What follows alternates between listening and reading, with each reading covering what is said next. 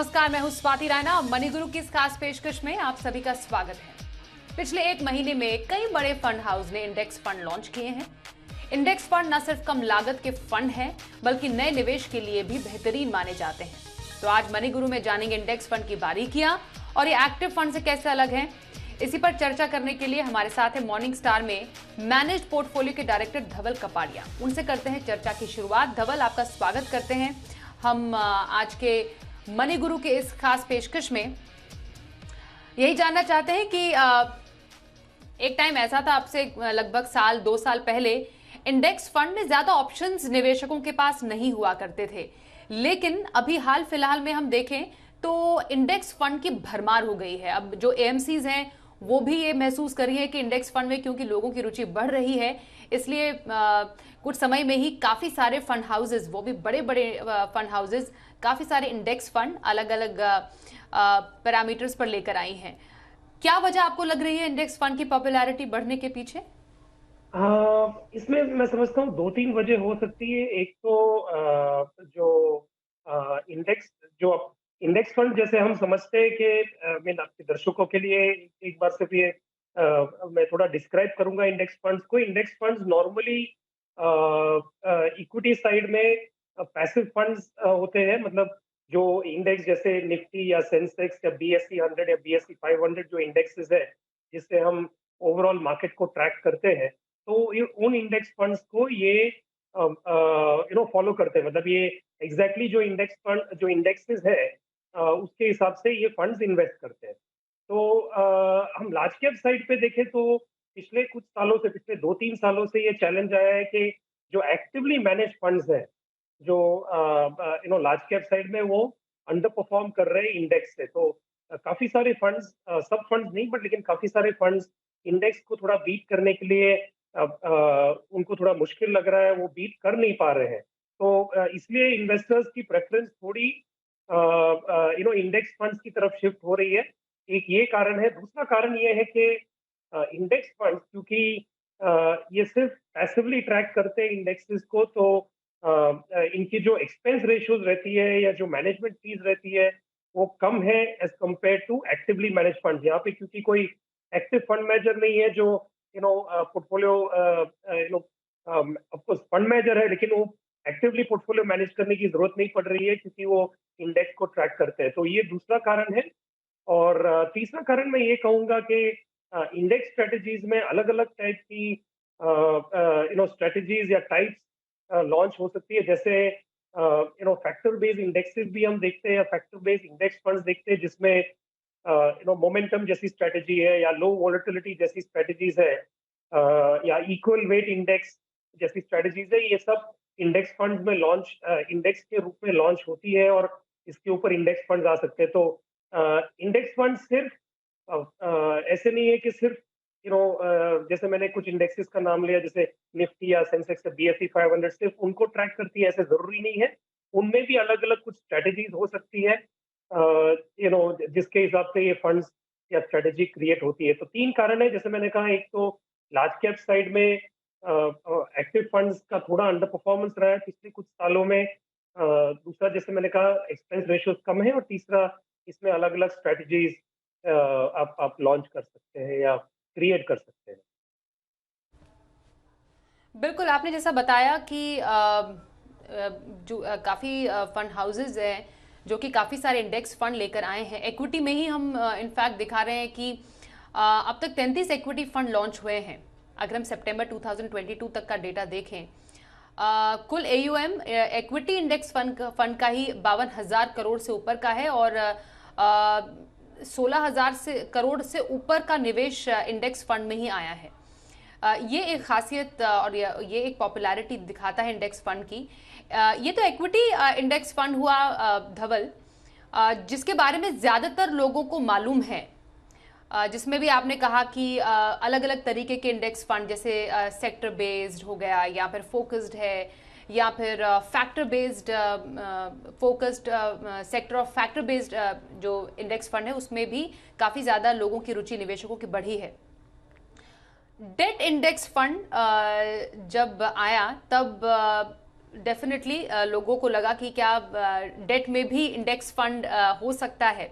मैं इसकी खासियत के बारे में आपसे जानना चाहती हूँ कि डेट पोर्टफोलियो में किसी को अगर इंडेक्स फंड लेना हो तो क्या खासियत है इसकी? बिल्कुल। जैसे आपने कहा, डेट इंडेक्स फंड्स की भी पॉपुलैरिटी काफी बढ़ी है पिछले, पर्टिकुलरली ये पिछले एक साल में हमने देखे काफी फंड्स लॉन्च हुए हैं इनफैक्ट, और काफी एयूएम भी इकट्ठा हुआ है ये डेट इंडेक्स फंड्स में। तो डेट इंडेक्स फंड्स की एक उसमें अलग अलग स्ट्रेटजीज होती है। एक तो कुछ फंड्स है जो सिर्फ गवर्नमेंट सिक्योरिटीज में इन्वेस्ट करती है, जो सेंट्रल गवर्नमेंट इशू करती है वो सिक्योरिटीज में इन्वेस्ट करती है। और काफी सारे इंडेक्स फंड्स हैं जो कुछ कुछ फंड्स पब्लिक सेक्टर बॉन्ड्स में इन्वेस्ट करती है, और कुछ फंड्स स्टेट गवर्नमेंट सिक्योरिटीज में इन्वेस्ट करती है। ज्यादा करके ये फंड्स, हम एक कैटेगरी इसको जो कहते हैं, जो पिछले एक साल में काफी पॉपुलर हुई है, जो टारगेट मेच्योरिटी फंड्स हम कहते हैं इन्हें। जैसे ये फंड्स एक पर्टिकुलर टाइम पीरियड की जो सिक्योरिटीज है उसमें इन्वेस्ट करते हैं। समझ लीजिए आपका होराइजन है 4 से 5 साल का, आपको 4 से 5 साल का निवेश करना है, और आप कोई डेट फंड उसके लिए आप पोर्टफोलियो में सिलेक्ट करना चाहते हैं। तो कुछ ऐसे फंड्स हैं जो सिर्फ 4 से 5 साल की सिक्योरिटीज में इन्वेस्ट करते हैं। जैसे मैंने कहा, गवर्नमेंट सिक्योरिटीज हो सकती है, public sector bonds, triple A rated bonds हो सकते हैं, या स्टेट गवर्नमेंट सिक्योरिटीज हो सकते हैं। लेकिन वो एक पर्टिकुलर 2026 या 2027 की मेच्योरिटी के जो सिक्योरिटीज है उन्हीं में इन्वेस्ट करते हैं। और एक बहुत इंपॉर्टेंट फर्क या डिफरेंस है टारगेट मेच्योरिटी और फिक्स मेच्योरिटी प्लान में। फिक्स मेच्योरिटी प्लान जो कुछ साल पहले काफी पॉपुलर थे, fix maturity plan close ended होते हैं, और वेरेज टारगेट मेच्योरिटी जो फंड जिसकी मैं अभी बात कर रहा हूँ वो ओपन एंडेड होते हैं। तो इसका ये मतलब है कि आप कभी भी चाहिए तो आप उसमें से एग्जिट कर सकते हैं, और या फ्रेश इन्वेस्टमेंट कर सकते हैं ये फंड्स में। लेकिन एक बहुत जरूरी चीज, जैसे मैंने पहले कहा, वो एक पर्टिकुलर पीरियड की सिक्योरिटीज में ही इन्वेस्ट करते हैं। तो इससे फायदा ये होता है कि आपको, आप वो पीरियड के लिए होल्ड करेंगे। समझ लीजिए 4 से 5 साल की आपकी टाइम होराइजन या टाइम पीरियड है आपके पास, और वो फंड भी 4 से 5 साल की सिक्योरिटी में इन्वेस्ट कर रहा है।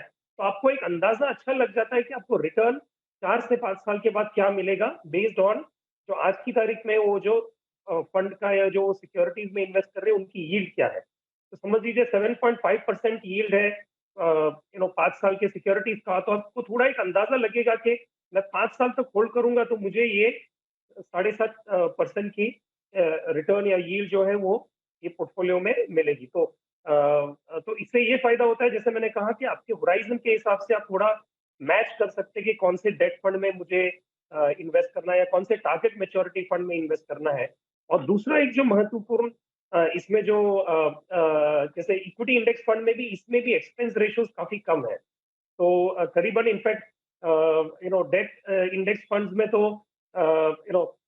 5 बेसिस पॉइंट, मतलब जैसे बहुत ही कम एक्सपेंस रेशियोज है, going up to about 25 basis point. तो 5 बेसिस पॉइंट से लेके 25 बेसिस पॉइंट तक ज्यादा करके एक्सपेंस रेशियोज ये फंड्स के होते हैं। तो एक्सपेंस रेशियो या मैनेजमेंट फीस है वो भी काफी कम है। तो ये दूसरा फायदा है डेट इंडेक्स फंड्स का।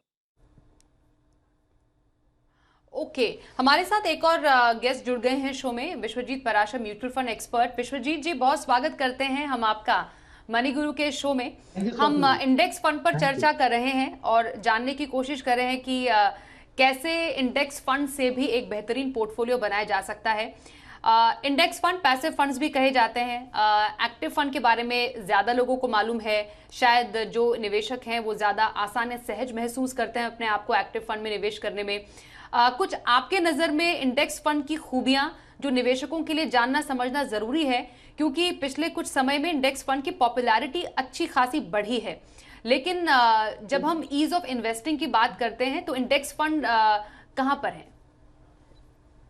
जी, बिल्कुल स्वाति जी, आपने बिल्कुल ठीक बताया। काफ़ी समय से इंडेक्स फंड की पॉपुलैरिटी बढ़ी है। ये मेजर कारण इसका ये है कि जो एक्टिव फंड्स थे, उनकी परफॉर्मेंस अगर आप 5 साल की रिटर्न्स देखें, तो वो अपने बेंचमार्क को बीट नहीं कर पाए हैं। तो इसी वजह से काफ़ी निवेशकों ने सोचा कि जो एक्टिव फंड में फीस देनी पड़ती है, 1 से 1.5% की जो उनकी फीस होती है, तो वो ज़्यादा लगती है उनको, और उनको लगता है कि अगर सेम इंडेक्स फंड में वो निवेश करें, जो कि नो ब्रेनर फंड्स हैं, जहाँ पे आप फंड मैनेजर को ज़्यादा रोल नहीं करना प्ले करना पड़ता, और इसकी एक्सपेंस रेशियो भी बहुत कम है, जो एक्टिव फंड से कंपैरिज़न में देखें।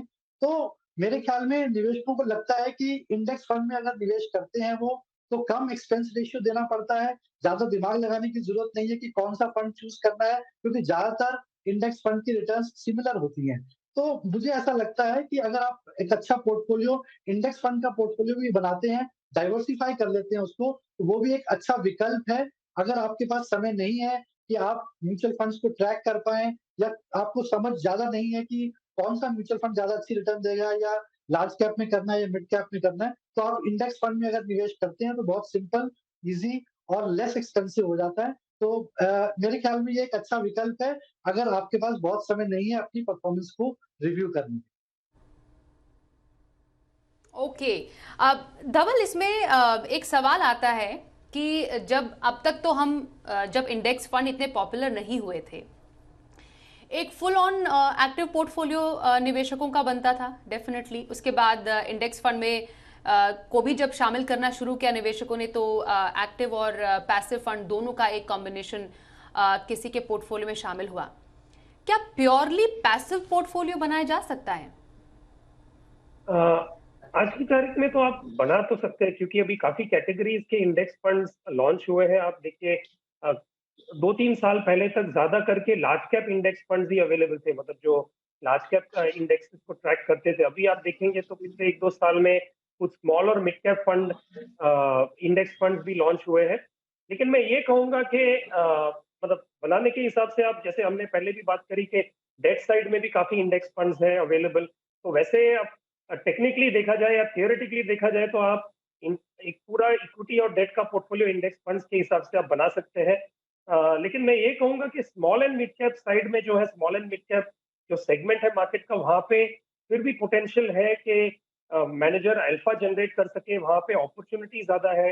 अनरिसर्च या जो लेसर रिसर्च कंपनीज वहां पे काफी है। तो मतलब प्रैक्टिकली स्पीकिंग, जब आप पोर्टफोलियो कंस्ट्रक्ट कर रहे हैं तो आप ज्यादा करके इंडेक्स फंड्स, आप जो लार्ज कैप पोर्शन है आपका पोर्टफोलियो का, उसमें आप इंडेक्स फंड्स को एलोकेशन थोड़ा ज्यादा दे सकते हैं। लेकिन स्मॉल और मिड कैप जो सेगमेंट्स है आपके पोर्टफोलियो में, या जो सेक्टोरल फंड जैसे है, उसमें आप एक्टिवली मैनेज फंड्स भी सिलेक्ट कर सकते हैं। तो एक वहां पे बैलेंस रखें, या फिर थोड़ा ज्यादा एक्टिवली मैनेज फंड्स की तरफ आप फोकस ज्यादा कर सकते हैं। इसमें ये जब हम कुछ खासियत और खूबियों की बात करें इंडेक्स फंड की, एक चर्चा हुई लागत की, जिसको एक्सपेंस रेशो कहते हैं। बेसिकली आपका खर्च कितना है किसी आपके निवेश पर, जिसका जिक्र धवल और विश्वजीत जी दोनों ने किया। एक जो थोड़ा टेक्निकल है लेकिन जानना और समझना जरूरी है, जब हम इंडेक्स फंड की बात करते हैं, कहते हैं कि इसका ट्रैकिंग एरर कम है। विश्वजीत जी, मैं आपसे आसान भाषा में समझना चाहूंगी कि ये क्या है। जी, बिल्कुल। जैसे कि एक्टिव फंड्स होते हैं जो वो अपने बेंचमार्क को बीट करना चाहते हैं। उनका यही एक खूबी होती है कि जो फंड मैनेजर है बहुत एक्टिवली कोशिश करता है कि वो अपने बेंचमार्क को बीट करे और अल्फा जनरेट करे। जबकि इंडेक्स फंड में देखा जाता है कि क्योंकि वो सिर्फ इंडेक्स को रेप्लिका करते हैं या मिमिक करते हैं, तो उनका ट्रैकिंग एरर बहुत कम होता है, क्योंकि वो उसी मात्रा में, जैसे कि सेंसेक्स 50 है या फिर सेंसेक्स 30 है या निफ्टी 50 है, तो वो उसी मात्रा में अपना फंड का इन्वेस्ट करते हैं, उसी वेटेज के अकॉर्डिंगली इन्वेस्ट करते हैं। तो उनका जो ट्रैकिंग एरर है, वो बहुत कम रह जाता है, क्योंकि वो वही सेम ही रिटर्न्स और सेम ही प्रोपोर्शन में वो पैसा निवेश कर रहे हैं। तो मेरे हिसाब से ट्रैकिंग एरर थोड़ा बहुत रह जाता है। वो इसलिए रह जाता है क्योंकि जो थोड़ा-सा एक्सपेंस रेशियो है, या फिर कुछ लगाने के लिए समय जो फंड लेता है, उसमें थोड़ा बहुत ट्रैकिंग एरर ज़रूर रह जाता है। लेकिन मेरे हिसाब से ट्रैकिंग एरर कम से कम होता है अगर हम इंडेक्स फंड में निवेश करते हैं। और जब भी आप इंडेक्स फंड में निवेश करें, ये चेक करें कि उसका एक्सपेंस रेशियो कितना है और ट्रैकिंग एरर कितना है। ये 2 चीज़ों का अगर आप नज़र रखेंगे तो आप अच्छे से निवेश कर पाएँगे। आजकल इंडेक्स फंड पर चर्चा और साथ ही एक्टिव फंड से कैसे अलग है, इनसे इसकी बारीकियां भी हम समझ रहे हैं। हमारे साथ मॉर्निंग स्टार से धवल कपाड़िया है, mutual fund expert Vishwajeet Parashar से भी कर रहे हैं खास चर्चा। धवल, किसी पोर्टफोलियो को अगर क्रिएट करना है एक निवेशक को, लार्ज कैप का एक्सपोजर चाहिए या फिर बाकी सेगमेंट्स का एक्सपोजर चाहिए, एक्टिवली जाना सही रहेगा या थ्रू पैसिव स्ट्रैटेजी सही रहेगा? मैं करंट सिचुएशन की बात कर रही हूँ अभी। बिल्कुल। जैसे मैंने पहले भी कहा कि मेरे हिसाब से आप पोर्टफोलियो कंस्ट्रक्ट, नॉर्मल जो रेगुलर इन्वेस्टर रहेगा वो नॉर्मली इक्विटी साइड में समझ लीजिए लार्ज कैप, मिड कैप और स्मॉल कैप में इन्वेस्ट करेंगे और डेट साइड में अलग कैटेगरीज में इन्वेस्ट कर सकते हैं। तो मेरा मानना ये है कि लार्ज कैप में जैसे हम पहले भी बात कर रहे थे कि जो एक्टिवली मैनेज फंड्स हैं उनका परफॉर्मेंस पिछले कुछ सालों में, पिछले 2-3 सालों में वो बेंचमार्क्स को बीट नहीं कर पाए हैं, उनका थोड़ा अंडर परफॉर्मेंस रहा है बेंचमार्क्स के सामने। तो मैं ये कहूँगा कि लार्ज कैप साइड में जो आपकी जो लार्ज कैप होल्डिंग है उसमें आप ज़्यादा करके इंडेक्स फंड्स ले सकते हैं। लेकिन स्मॉल एंड मिड कैप का जो पोर्शन है पोर्टफोलियो में, उसमें आप थोड़ा ज़्यादा टिल्ट एक्टिवली मैनेज फंड्स को ले सकते हैं। उसमें 2-3 कारण है। एक तो मेन कारण ये है कि स्मॉल और मिड कैप साइड में फंड जो स्टॉक सिलेक्शन बहुत ज़रूरी होता है और पोर्टफोलियो कंस्ट्रक्शन भी ज़रूरी होता है। और हमने ये देखा है कि वहाँ पे ये कैटेगरीज में जो अल्फा जनरेट करने की जो अपॉर्चुनिटी या पोटेंशियल है, वो थोड़ा अच्छा है। और काफ़ी फंड्स ने बेंचमार्क्स को भी बीट किए ओवर पीरियड ऑफ टाइम। तो थोड़ा स्मॉल एंड मिड कैप जो पोर्शन है पोर्टफोलियो का, उसमें आप थोड़ा टिल्ट एक्टिव फंड्स की तरफ रख सकते हैं। और जो पैसिव फंड्स उस कैटेगरी में भी जो है उनकी ट्रैक रिकॉर्ड कम है। मतलब हम बहुत ज्यादा टाइम वो पैसिव फंड्स को अभी तक हिस्ट्री बहुत ज्यादा लंबी नहीं है। हालांकि वो इंडेक्स को ही ट्रैक करते हैं तो आप इंडेक्स से भी चेक कर सकते हैं। लेकिन जैसे मैंने कहा उसमें अल्फा जनरेशन की पॉसिबिलिटीज या अपॉर्चुनिटीज थोड़ी बेटर है। तो वो हिसाब से स्मॉल एंड मिड कैप जो पोर्शन है आपका पोर्टफोलियो का, उसमें आप थोड़ा एक्टिव फंड्स का मिक्स या एक्टिव फंड्स का जो एलोकेशन है वो थोड़ा पैसिव से ज्यादा रख सकते हैं। और डेट साइड में जैसे मैंने कहा कि अभी पिछले 1 साल में काफी टारगेट मैच्योरिटी फंड्स आए हैं। बट वो जो फंड्स है दे आर जो जैसे मैनेज होते हैं वो नॉर्मली वो सिक्योरिटीज को बाय एंड होल्ड करते हैं। तो एक्टिवली मैनेज नहीं होते हैं वो पोर्टफोलियोज या जो अंडरलाइंग सिक्योरिटीज, वो पोर्टफोलियो चर्न नहीं होता है ज्यादा। तो उसमें आप मिक्स रख सकते हैं टारगेट मैच्योरिटी फंड्स का और कुछ एक्टिवली मैनेज डेट फंड, जहाँ पे इंटरेस्ट रेट सिनेरियो जब चेंज होता है या और कोई व्यूज चेंज होते हैं सिक्योरिटीज पे, जैसे कॉर्पोरेट बॉन्ड्स पे या दूसरे सेगमेंट्स में, तो वो फंड मैनेजर उस हिसाब से पोर्टफोलियोज में चेंजेस कर सकते हैं। तो कुछ आप एक्टिवली मैनेज फंड्स और टारगेट मैच्योरिटी फंड्स जो आपका होराइजन है उस हिसाब से आप मैच कर सकते हैं। ओके। अब निवेशकों के अपने इंटरेस्ट के हिसाब से विश्वजीत जी, कहा जाता है कि एक नया निवेश है तो आप इंडेक्स फंड से निवेश की शुरुआत कर सकते हैं। इसके अलावा कैसे एक निवेशक को एक इंडेक्स फंड चूज करना है, इसका थोड़ा बहुत आपने आइडिया दिया था, कैसे निवेशकों के लिए फर्स्ट ऑफ ऑल, और कैसे लक्ष्यों के लिए किसी इंडेक्स फंड को चूज करना चाहिए। क्या हम एक होराइजन की यहाँ पर बात कर रहे हैं? जी बिल्कुल स्वाति जी, मेरे हिसाब से आपने ठीक कहा। अगर आप म्यूचुअल फंड में शुरुआत कर रहे हैं निवेश करने के लिए तो इंडेक्स फंड एक बहुत अच्छा विकल्प हो सकता है। लेकिन अगर आप देखिए लंबे रिटर्न, अच्छी रिटर्न लेना चाहते हैं तो आपको, जैसे कहा जाता है इक्विटी में, आपको लंबे समय के लिए निवेश करना हाँ पड़ेगा, हाँ, कहा तभी ये आप है इसमें ना अच्छे रिटर्न बना सकते हैं। दूसरा, मेरे हिसाब से ये उन निवेशकों के लिए बहुत अच्छा है जो लंबे गोल्स की बात करें, जैसे रिटायरमेंट एक गोल है, या आपके बच्चे अभी छोटे हैं और आप उनकी एजुकेशन के लिए या मैरिज की प्लानिंग कर रहे हैं, तो आप लंबे समय के गोल्स की प्लानिंग कर रहे हैं तो इंडेक्स फंड आपके लिए अच्छा रहेगा। और कम जोखिम लेना चाहते हैं तो भी आपके लिए इंडेक्स फंड अच्छा रहेगा।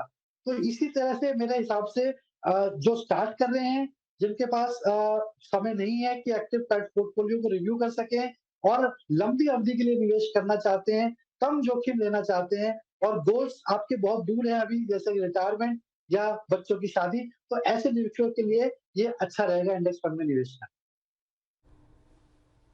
बिल्कुल। एक दर्शक जैसे पूछ रहे हैं धवल कि इंडेक्स फंड में निवेश करने की जो प्रक्रिया है क्या बिल्कुल एक एक्टिव म्यूचुअल फंड की तरह है? और साथ ही हमने फायदे तो बहुत गिना दिए, कुछ डाउन साइड्स हैं इंडेक्स फंड के जिसको मेजर करना बेहद जरूरी है निवेश करने से पहले? बिल्कुल, जो पहला जो सवाल था आपका, जो प्रोसेस है इन्वेस्टमेंट करने का, वो सेम ही है एक्टिव फंड्स के जैसे ही। आप इन्वेस्ट कर सकते हैं, उसमें कोई वैसे फर्क नहीं है एक्टिव फंड्स में इन्वेस्ट कर रहे हैं या पैसिव फंड्स में इन्वेस्ट कर रहे हैं। जो इसमें जो डाउन साइड या कुछ फैक्टर्स, जैसे हमने एक फैक्टर की बात करी जो ट्रैकिंग एरर है, कभी वो देखना जरूरी है। ट्रैकिंग एरर का ये मतलब है कि आपने जो इंडेक्स फंड में इन्वेस्ट किया है उसका परफॉर्मेंस और जो इंडेक्स है अंडरलाइन, जैसे समझ लीजिए मैंने कोई निफ्टी 50 इंडेक्स फंड में इन्वेस्ट किया है, तो उसका जो परफॉर्मेंस है और जो एक्चुअल जो निफ्टी 50 इंडेक्स का जो परफॉर्मेंस है, वो दोनों में कितना अंतर है। तो कम से कम जितना अंतर रहेगा वो बेहतर है, वो उसके ऊपर डिपेंडेंट है। जैसे हमने पहले डिस्कस किया, जो एक्सपेंस रेशियो है, और कभी-कभी फंड इंडेक्स फंड जो है कैश होल्डिंग भी रखता है, तो उससे थोड़ा फर्क पड़ सकता है, लेकिन जितना कम डिफरेंस हो तो अच्छा है। दूसरा ये एक रिस्क फैक्टर जो समझना जरूरी है कि जब पर्टिकुलरली जो मार्केट कैप वेटेड इंडेक्सेस है, जैसे निफ्टी है या बीएसई निफ्टी 50 या निफ्टी 100 या बीएसई सेंसेक्स जो इंडेक्सेस है, वो मतलब मार्केट कैप के हिसाब से, जो मार्केट कैप हर एक स्टॉक का होता है वो हिसाब से, और सेक्टर के हिसाब से वो वेटेजेस देते हैं पोर्टफोलियो में। तो काफी बार ऐसे हो जाता है कि जो स्टॉक या सेक्टर का परफॉर्मेंस बहुत अच्छा रहा है, वो कभी कभी इंडेक्स में उसकी वेटेज ज्यादा हो जाती है। और अब उस समय में इन्वेस्ट करेंगे तो ऐसे हो सकता है कि आप जो पीक लेवल है वो सेक्टर का या वो स्टॉक के जो पीक लेवल है उस पर आप इन्वेस्ट कर रहे हैं। तो वो एक ध्यान में रखना जरूरी है कि काफी बार कुछ सेक्टर्स या कुछ स्टॉक्स का परफॉर्मेंस जब बहुत ही बेहतर रहता है कुछ पीरियड में, जैसे हमने 2018-19 में देखा था कि कुछ स्टॉक्स का परफॉर्मेंस ही बहुत अच्छा रहा था, बाकी मार्केट का परफॉर्मेंस ज्यादा अच्छा नहीं रहा था, तो उनकी जो वेटेज है इंडेक्स में कभी कभी वो बढ़ सकती है, काफी बार बढ़ सकती है। तो वो एक थोड़ा रिस्क फैक्टर ध्यान रखना भी जरूरी है। तो ये 2-3 पॉइंट्स है जो अब जब इंडेक्स फंड देख रहे हैं तो ध्यान रखना जरूरी है। जी, तो इंडेक्स फंड की बारीकियां हमने आज समझी बेहद ही आसान भाषा में। धवल और साथ ही विश्वजीत जी, बहुत धन्यवाद करेंगे हम आपका हमारे साथ आज के शो में शामिल होने के लिए।